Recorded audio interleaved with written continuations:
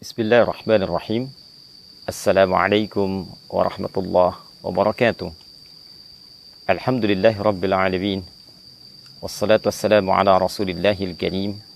Nabiyyina wa sayyidina Muhammadin wa ala alihi wa sahbihi ajma'in. Wa ba'd. Saudara-saudariku dimanapun Anda berada, as-saimin was-saimat yang tengah menunaikan ibadah puasa Ramadan khususnya, semoga seluruh rangkaian ibadah kita yang kita tunaikan sampai dengan detik ini berkenan diterima oleh Allah Subhanahu wa taala.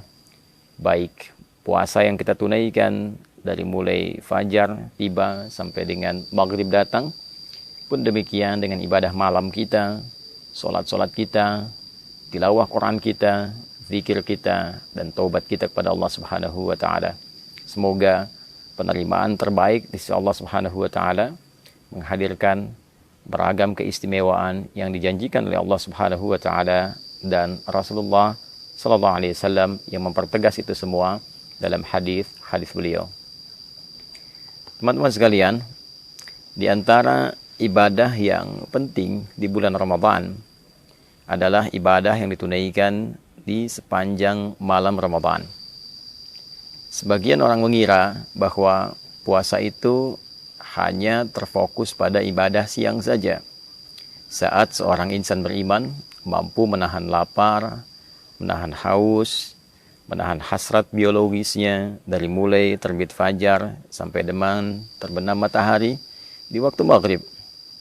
Namun demikian, Nabi SAW memberikan satu informasi yang sangat penting, sangat luar biasa mengenai satu amalan di malam-malam Ramadan yang bila kita tunaikan menghadirkan keistimewaan yang bahkan keistimewaan ini disampaikan dengan diksi yang serupa oleh Nabi Sallallahu Alaihi Wasallam dengan rangkaian-rangkaian keutamaan yang mengiringi ibadah siang di bulan Ramadan. Dalam hadis riwayat Al-Bukhari, bahkan dalam selisih yang tidak banyak di penomoran hadisnya, melalui rawi atau periwayat yang sama, yaitu sahabat Abu Hurairah radhiyallahu taala anhu dari Nabi sallallahu alaihi wasallam.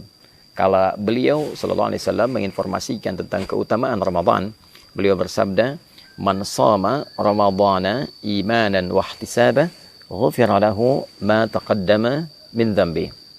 Siapapun yang menunaikan puasa Ramadan, jadi khusus dikerjakan di bulan Ramadan, seperti pernah saya sampaikan di pertemuan yang lalu, bukan menunjukkan puasa yang umum, Seninkah, Kamiskah, Ayyamul Bid atau selainnya, tapi memang khusus dikerjakan di waktu Ramadan. Man shama Ramadhana imanan, ia kerjakan puasa Ramadan ini dengan penuh keimanan, berwujud keikhlasan karena Allah Subhanahu wa taala. Wahtisaba, dia berharap ridha Allah, pahala dari Allah, dan mengoreksi dirinya untuk mendapatkan ampunan Allah. Ghufira lahu ma taqaddama min dhanbi, maka sepanjang bentangan dari terbit fajar sampai dengan terbenam matahari itu ada peluang bagi dirinya untuk mendapatkan ampunan dari Allah atas semua dosa-dosa yang pernah ia kerjakan. Redaksi hadis ini nyaris kita dapati kesamaan yang luar biasa, nyaris kita dapati kemiripan yang luar biasa dengan ibadah malam. Perbedaannya hanya terletak pada bentuk ibadahnya. Jika pagi itu shoma, yaitu puasa, maka malam itu qama, qiyam, penunaian salat. Hadis paginya sampai ke maghrib, dari terbit fajar sampai maghrib, man shoma Ramadhana, maka hadis tentang ibadah malam yang menunjukkan keistimewaan luar biasa itu, Nabi bersabda, man qama Ramadhana imanan wahtisaba, ghufira lahu ma taqaddama min dhanbi. Siapapun yang menunaikan ibadah qiyam khusus di malam-malam Ramadan, qama Ramadhana. Jadi qiyam ini baik itu qiyamul lail sifatnya, baik itu tahajud ataupun witir, dikerjakannya khusus di malam-malam Ramadan, bukan di luar malam Ramadan. Bukan Al-Muharram, bukan Safar sampai dengan Rajab, ya, atau bahkan Syawal, atau bahkan kemudian Dzulqa'dah, Dzulhijjah. Ini khusus sepanjang malam Ramadan saja. Man qama Ramadhana, siapapun yang mampu menghidupkan malam Ramadan dengan menunaikan qiyam.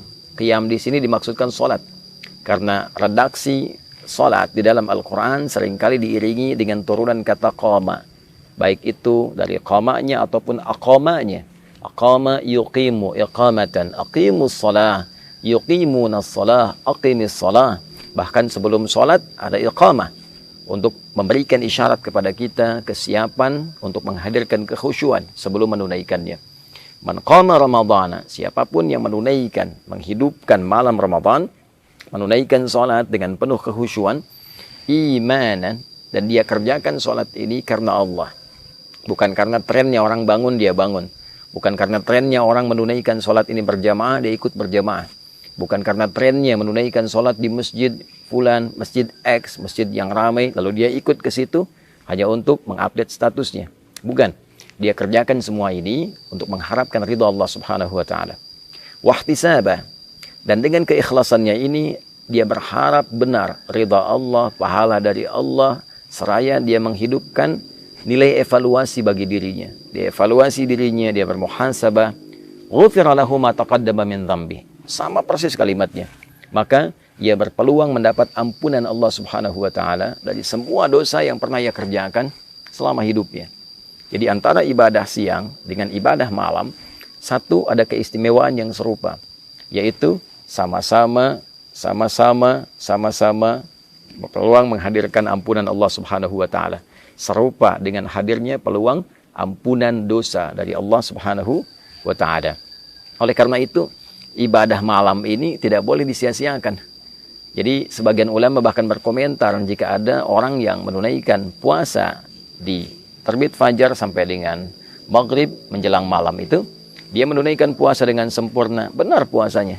Tapi dia tidak mengerjakan qiyam di malam harinya, tidak menunaikan sholat di malam harinya, maka seakan ia tidak mendapatkan kesempurnaan Ramadan. Karena ia berpeluang mendapatkan ampunan di siang harinya, sementara malamnya dia tidak mendapatkan anugerah serupa karena tidak mengambil peluangnya. Jadi ini yang pertama. Itulah yang menjadikan beberapa sahabat sampai istri Nabi SAW, khususnya Sayyidah Aisyah radhiyallahu taala anha, begitu memburu kesempatan malam-malam Ramadan. Ya, karena selain ada ampunan dosa, ada peluang yang kedua, yaitu peluang mendapati malam Al-Qadar. Ya, peluang mendapati malam Al-Qadar. Karena ada hadis dengan redaksi yang lain yang memberikan penjelasan, memberikan tafsiran tentang keutamaan menunaikan ibadah salat di malam-malam Ramadan ini. Jadi kalau hadis pertama tadi, man qama ramadhana imanan wa ihtisaba, maka hadis yang kedua, man qama lailatul qadri imanan wa ihtisaba, ghufira lahu ma taqaddama min dzambi. Jadi antara hadis satu dengan yang lainnya saling menafsirkan. Yang pertama menunjukkan jenis ibadahnya yaitu salat di malam-malam Ramadan.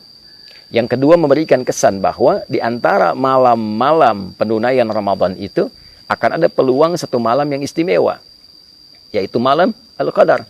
Jadi orang yang mampu menghidupkan malam Ramadan dan menunaikan salat di dalamnya, maka di antara peluang yang ia dapatkan adalah kesempatan besar mendapatkan anugerah malam Al-Qadar.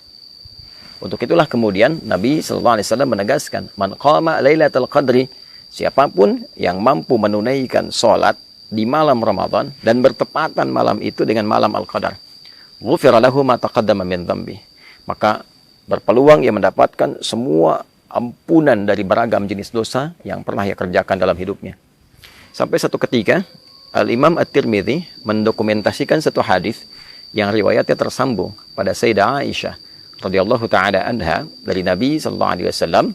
Satu keterangan ketika beliau bertanya kepada Nabi sallallahu alaihi wasallam, qalat atau kama qalat, ya Rasulullah, ara'aita in 'alimtu ayya lailatul qadri ma aqulu fiha.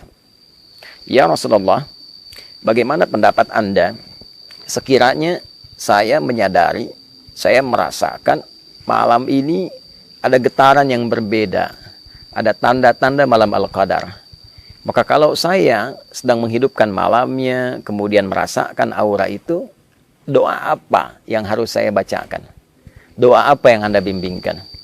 Maka Nabi SAW mengatakan, faquli, maka katakanlah dengan kekhusyuan, dengan penuh harap, Allahumma innaka afuun tuhibbul afwa fa'fu anni. Riwayat lain, Allahumma innaka afuwun karim tuhibbul afwa fa'fu anni. Ya Allah, sungguh Engkau Maha Pemaaf. Sungguh Engkau Maha Penghapus dari seluruh noda dan kotoran yang pernah dikerjakan oleh hamba-Mu ini. Tuhibbul afwa, dan Engkau mencintai sifat maaf. Engkau mencintai hamba-Mu yang menengadah kepadamu memohon pemaafan dan ampunan. Fa'fu anni, maka dengan segala sifat kelembutan kemuliaan-Mu ini dalam memberikan maaf, maafkan aku. Ampuni dosaku, hilangkan dan gugurkan seluruh kesalahanku. Nah, ini keutamaan ibadah di malam-malam Ramadan. Jadi yang pertama, berpeluang menggugurkan dosa. Yang kedua, berpeluang mendapati malam Al-Qadar. Dan bonusnya adalah ampunan dosa dari Allah Subhanahu wa ta'ala. Adapun yang ketiga, ini yang paling menarik.